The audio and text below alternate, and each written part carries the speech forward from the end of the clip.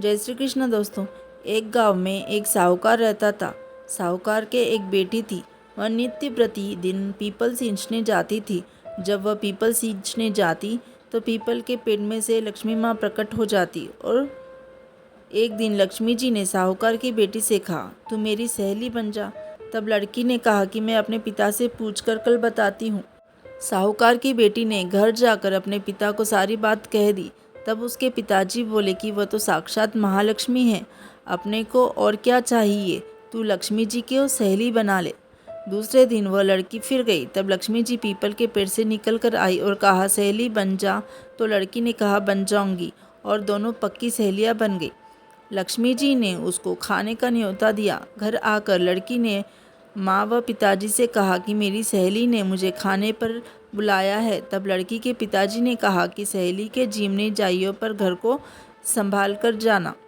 तब वह लक्ष्मी जी के यहाँ जीमने गई तो लक्ष्मी जी ने उसे शॉल ओढ़ने के लिए दी, रुपये दिए, सोने की चौकी दी, सोने की थाली में 36 प्रकार के व्यंजन जिमाए।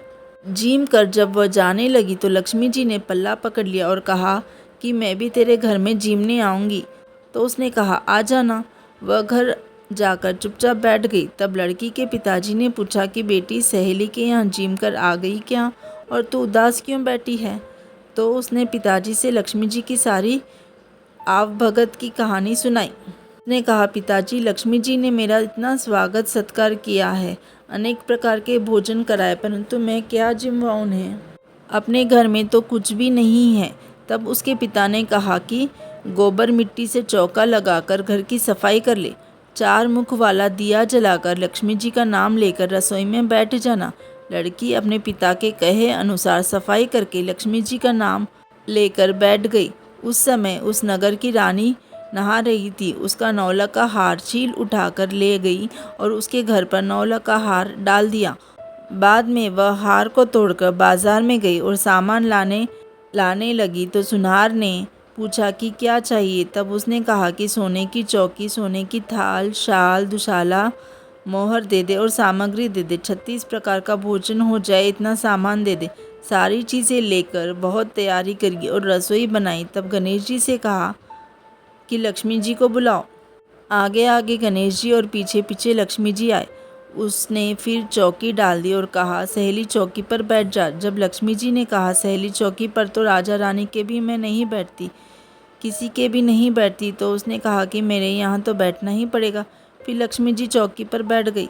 तब उसने बहुत खातिरी की, जैसे लक्ष्मी जी ने की थी वैसे ही उसने भी करी। लक्ष्मी जी बहुत खुश हो गई। घर में खूब रुपया एवं लक्ष्मी हो गई।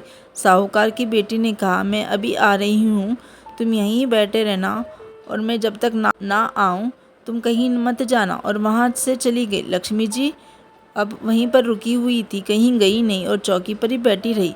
उसको बहुत धन दौलत दिया। हे लक्ष्मी माँ, जैसे तुमने साहूकार की बेटी को दिया वैसे सबको देना। कहते सुनते हुकारा भरते अपने सारे परिवार के धन के भंडार भरना। पीहर में सुख सौभाग्य देना, ससुराल में आपसी प्रेम देना, बेटे पोते की तरक्की और गुणवान होने का आशीर्वाद देना। हे लक्ष्मी माता, जो भी आपकी कहानी सुने उनके कष्ट दूर करना, दरिद्रता दूर करना, सबकी मनोकामना पूर्ण करना।